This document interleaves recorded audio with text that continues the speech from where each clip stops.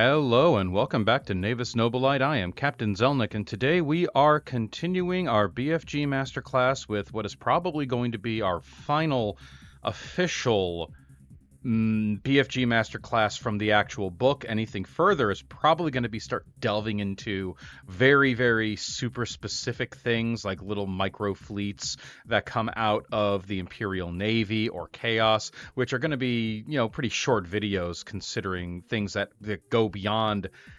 Really starting here and going beyond are not necessarily viable in the super competitive setting. And again, I'm making my point. This is all about being super competitive, high sweat, high difficulty, but for completion's sake, I wanted to get really the last true fleet out of the book over and done with. Now, people may ask, well, why aren't you doing the Demiurge again, the mercenaries list for the Xenos? And the answer is that Demiurge really are not viable in a competitive setting, so there's not really a good function to use them. But maybe if I get enough requests, I'll do the Demiurge list. That's actually in this, in the document. But this is really an example of a fleet that really isn't viable. This is the kind of thing that if you're a tournament organizer, you have as a ringer fleet, and then maybe really irritate somebody with it, but you're not looking to win a tournament with pirates and Wolfpacks. And there's a reason for it. There's no access to any kind of super competitive killer ship. You have a lot of restrictions. You have awful leadership. You're basically playing a game with not just your arm tied behind your back, but your arm, your other arm, your leg, and your head tied behind your back. You just don't have access to good stuff. But with that, we'll try our best to make it as awesome as we can. So here we are at our Pirates and Wolfpack list. We need to go over a couple of key points here. First things first, your leadership is trash. Congratulations and welcome to Orc leadership. 5 to 8. It's awful. Your attack rating is pretty good for an initiative attack rating of 3. You're always a raider in campaigns, no surprises there. Now, on to command. You do have the benefit of having cheap command. You have a pirate captain. You can take 1 for every 500 points. It's plus 1 LD. It's very similar to that of an orc war boss, but still more expensive. He gets 1 reroll base and may purchase up to 2 more for 25 points each. Consider that. It's a cheap reroll because you're going to frickin' need it, whether you like it or not. No one individual pirate captain may use more than 1 reroll per turn. That's really no surprise. Now, onto your capital ship options. You may take a Rogue Trader cruiser or any cruiser from the Imperial or Chaos fleet lists worth 185 points or less. So you are restricted from all Nova cannons. You're restricted from all carriers. You just have gunboats. You have on the Imperial Navy side, you have the Tyrant, you have the Lunar, and the Gothic. On the Chaos side, you have the Murder, you have the Carnage, and the Slaughter. That's it. You don't have access to really nice things. You can take a single Space Marine Strike Cruiser, though, which can be useful. Don't get me wrong. But only one of them. Remember that. That's going to be the most important thing in your fleet because it's going to be the most durable. And of course, it's also going to be the first thing you shoot. You may also take 0 to 2 for all battleships. Now, this is not as good as it seems. While the for all battleship does have some really good firepower and decent durability, if you're ever crippled, you immediately disengage with a +1 to your leadership to run away. And they may count as cruisers for fleet building, but you can't use your pirate lords on them. You can't use your rerolls on them. They're too heavily restricted to really be viable unless you're just being goofy. All right, moving on to your escorts. You have certain restrictions. Number 1, you have to have 1 squadron of 3 to 6 escort vessels for every cruiser in your fleet in any mix. You can take transports, but they're not necessary, and you shouldn't. That cargo transport in the Rogue Trader list doesn't extend its benefit to reload into the Pirates and Wolfpack list. So there's no point in taking any of the transports. There may be some value in the Q ship because it has a lot of firepower and 2 shields, but it is super slow. And you'll notice here that we're looking at a gradient of expense to cheapness. It would be funny to have a fleet of nothing but cargo transports or armed freighters, but it's just not a viable option, I'm afraid. So what you're probably looking at is, oh, this looks like a kind of an escort fleet, and you would be right. Now, you can look at Xenos freebooters, corsairs, and brigands, which allows you to take 10% of your pirate fleet may be taken of alien escorts from any race except Tyranids, Necrons, or vessels that require support from a capital ship like a Nikasar Dao or Tau Orcas. All right? And you can't squander them with humans. But this does have a unique benefit. If you're taking a 1,500 point list, you can take one full squadron of brute ram ships, which will be a great idea to do just in general. So bear that in mind.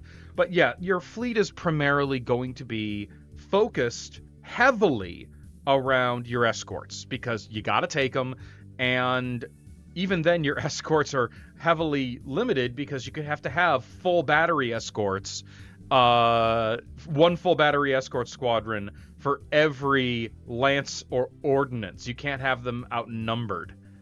Then ones who solely rely on your weapons batteries. So you're going to be really leaning on the iconoclast and on the sword, because that's where you're going to you have to have a lot of them.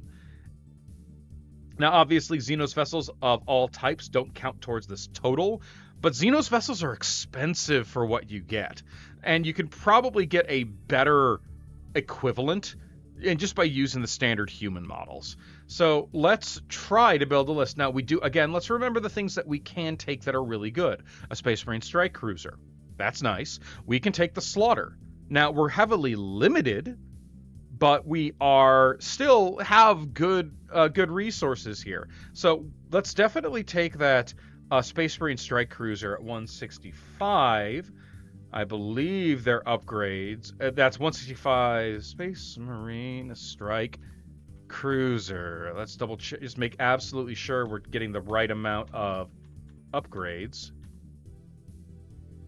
Let's quickly just make this thing behave itself. All right, cruiser. There we go. Just got to get to the actual strike cruiser data chain, data slate, so we know what. Okay, so it's 145. To take the shield is 15. That's 160. So it'd be 160 in that particular regard.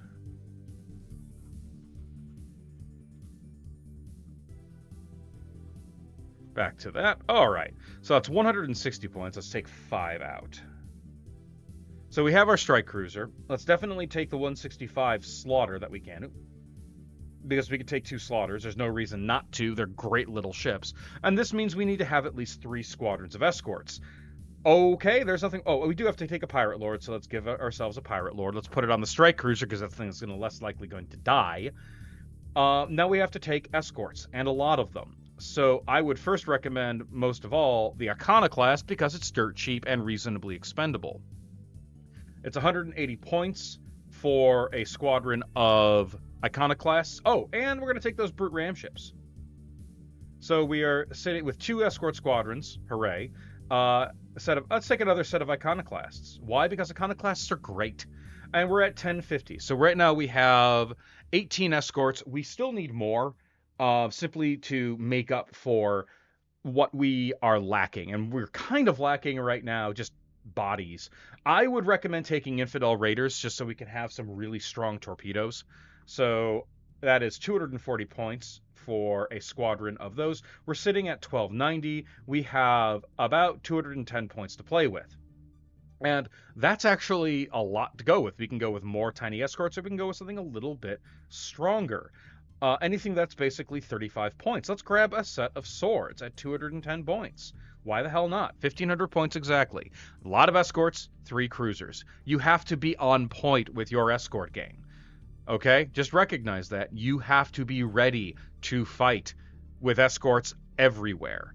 And basically, it's this combination. This whole fleet is a combination of fast-moving, aggressive escorts with a couple of special things on top of it. You're going to be very weak against anyone with assault boats. You're going to be very weak against any fleet with a cohesive fleet mechanic and capacity to destroy escorts quickly. So against Tau, you're going to have problems. But, against Space Marines, you're going to have problems. But you're going to find yourself actually doing very well against fleets like the Eldar because you have a lot of fast-moving escorts with a lot of batteries.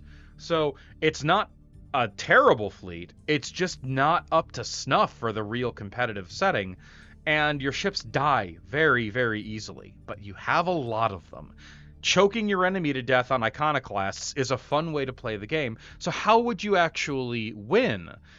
You would have to take advantage of your ability to flank and your ability to move quickly and your ability to get the heck out of dodge. And that is a tough thing to learn when it comes to actually learning your fleet dynamic. Now, I am sure that there are some contrarians out there that are pointing their fingers at their screen and saying, screw you, Zelnick, I'm going to make a Wolfpack and pirate fleet, and I'm going to make it win. And you know what? If you do, let me know. I am happy to be wrong in this regard. Now, I recognize the strength of this fleet in its strong and powerful escorts, but you want to know what you don't have? Carriers. You can buy the escort carrier, but because your leadership is trash, you run the risk of having leadership 4 to reload them, because it's already a -1 to reload, and if you rolled leadership 5 on your escort carriers, they're launching exactly once, because you can't put your pirate lord on an escort squadron in this fleet. So bear that in mind. I'm always of the opinion that more ships on the table is better, but if you find a fleet that works great, that is a nice and concise and powerful fleet that has fewer escorts of the higher power variety, let me know. Write it down in the description and tell me how you use it. Because concentrated escort work on human escorts in this regard, and orc escorts really, and what orc escorts you really have access to. Because 150 points is not a lot.